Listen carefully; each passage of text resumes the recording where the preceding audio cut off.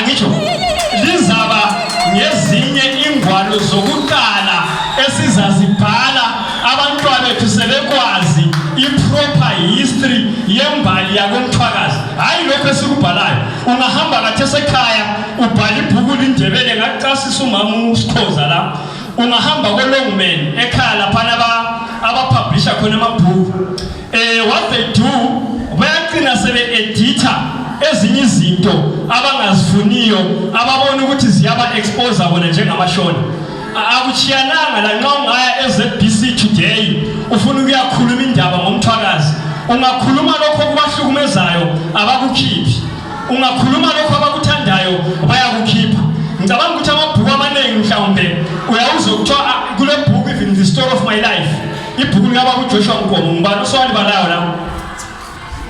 Ngiyazibona izandla phansi lutshwane.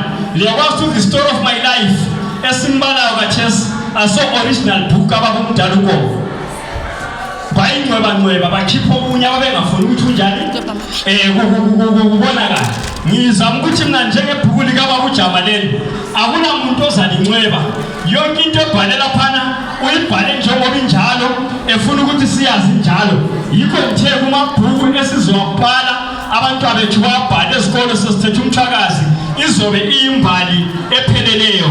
Ngalawa mazwi bantu bakithi angifuni kuba mude kodwa ngifisa ukuthi ngithi mina silapha namhlanje sokulogwalo elithi ukuchitheka kombuso wakoMthwakazi ngenxa yokuthi sesiwubutha umbuso wakoMthwakazi okade usuchithekile. Nxa kade becabanga ukuthi baqedile ngathi ngade becabanga ukuthi hayi amandebele segcwele South Africa ngaso zabuye futhi abumbane alwele kwakibo ngesintu kuthiwa bakhe phansi sithi thina selibuya elethu emasisweni befuna bengafuni inkululeko yethu siyayithola siyayithola izolo. Lokho bantu bakithi ngikuchiya kube zingqobo ukuthi asisebenzeleni ekhaya. Nxa sibhala amabhuku asiyobhaleleni ekhaya. Nxa sihlabela asihlabeleleni ekhaya. Nxa senza yonke into singumthwakazi asiyenzeleni ukuya ekhaya. Ngoba lapho singakuvuselelanga lokho ngokwethu kusho ukuthi umthwakazi ngempela uzochitheka abuye engabutheki. But ngitshilo ukuthi mina ibhuku lakhe lesibili azolibhala sesithethe uMthwakazi ngelithi ukubuthwa kombuso wakoMthwakazi. Ngiyabonga.